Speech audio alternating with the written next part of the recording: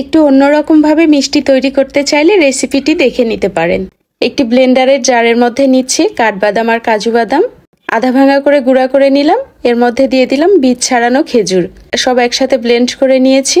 এখানে গুঁড়া দুধকে অল্প পানির সাথে মিশিয়ে নিয়ে বাদামের মিশ্রণের সাথে মিশিয়ে নিলাম। চাইলে এর সাথে গুঁড়া চিনি বা কনডেন্সড মিল্কও মিশিয়ে নিতে পারবেন। চুলায় একটি প্যানে বাটার গরম করে এর মধ্যে 1 প্যাকেট চিকন সেমাই দিলাম। সেমাইগুলোকে ছোট করে ভেঙে নিয়েছিলাম। দিয়ে দিলাম সাদা এলাচ।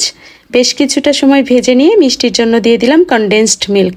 উল্টে পাল্টে মিশিয়ে নিলাম আর একটু সিদ্ধ হওয়ার জন্য দিয়ে দিলাম অল্প পানি আর দিয়ে দিলাম ফুড কালার। মিষ্টি একটু কম মনে হচ্ছে তাই দিয়ে দিলাম আরও কিছুটা কনডেন্সড মিল্ক আর দিয়ে দিলাম সামান্য একটু লবণ। যখন ডোয়ের মতো হয়ে যাবে তখন নামিয়ে একটা বেকিং পেপারের উপরে নিয়ে ছড়িয়ে নিতে হবে।